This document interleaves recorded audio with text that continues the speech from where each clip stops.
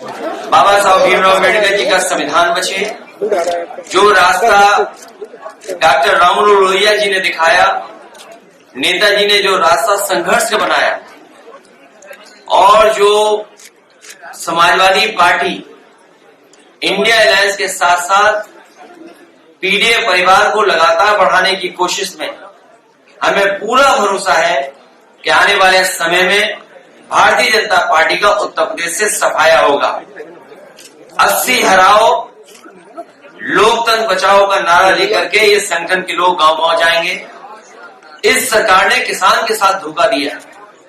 ये किसान को वादा करके आए थे सत्ता में कि किसानों की आय दोगुनी होगी, लेकिन जिस तरीके से महंगाई बढ़ी है और जिस तरीके से किसानों के ऊपर संकट पैदा किया है, किसानों की आय नहीं बढ़ी और लगातार नौजवान बेरोजगार होता चला जा रहा है, न नौकरी है।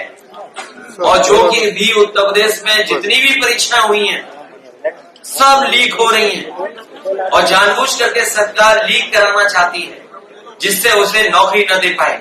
और अब तो सुनने में आ रहा है कि जो बच्चे परीक्षा देने जा रहे थे उनके पेपर भी लीक हो रहे हैं। तो सोचिए नौजवानों का और बच्चों का भविष्य क्या होगा।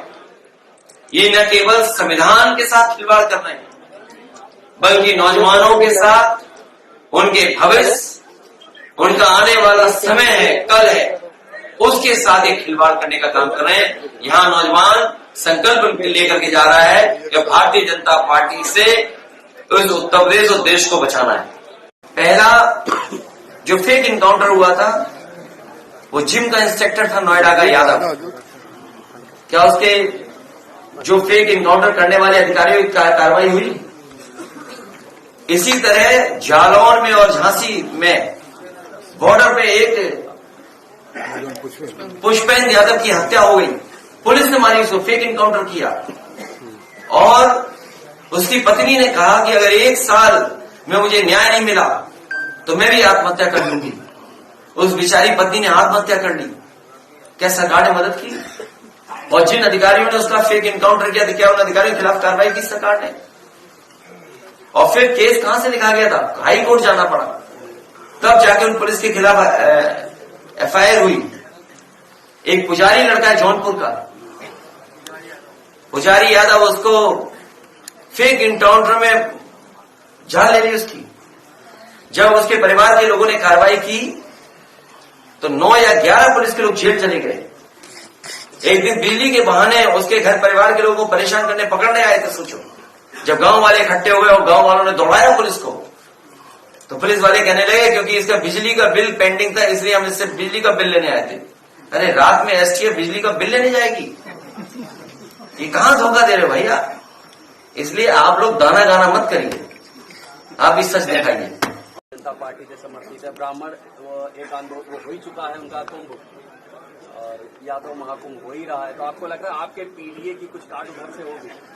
देखिए, पीडीए इतना बड़ा परिवार है, इसमें सब है।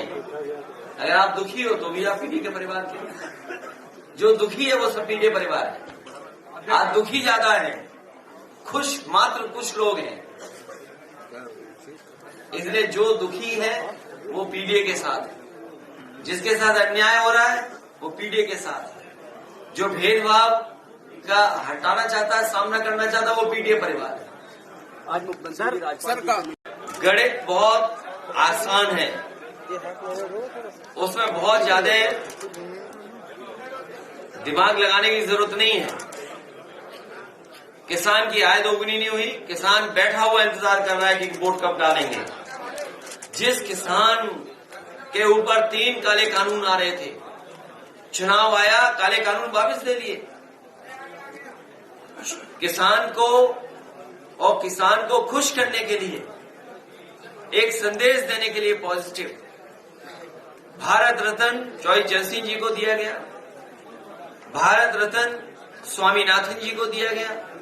अगर ये वाकई में सच्चे भारतीय जनता पार्टी के लोग किसानों के दुख दर्द को समझते हैं, उनकी परेशानी को समझते हैं और आय दोगुनी का अगर वादा किया उन्होंने, तो स्वामीनाथन जी ने जो फार्मूले दिए थे उन फार्मूलों का अमल क्यों नहीं कर रहे, एमएसपी क्यों नहीं लागू कर रहे? एक तो ये बात, और दूसरी 60 लाख बच्चों की परीक्षा छूट गई। वो अपना भविष्य बनाना चाहते थे, अपना कल उनका कैसे बेहतर हो उसके लिए सोच रहे थे। इस सरकार ने उनका पेपर लीक करा दिया और 60 लाख बच्चे, उनका गुणा कर दो, माँ बाप मिला लो, 3 अगर गुना कर देंगे 60 लाख में तो 1 करोड़ 80 लाख लोग बनते हैं। और 1 करोड़ 80 लाख का अगर हम भाग दे दें 80 लोकसभा से तो 2,25,000 वोट बनता है जो नाराज बैठा हुआ है। और अभी जो 2 परीक्षाएं पेपर लीक हो गए तो सोचो कितने बच्चे हो गए, उनका परिवार जोड़ लो तो कितना हो गया हिसाब किताब। जिस पार्टी का एक लोकसभा में 3 लाख वोट कम हो रहा हो, वो 80 नहीं हारेगी तो क्या करेगी वो सब पार्टी।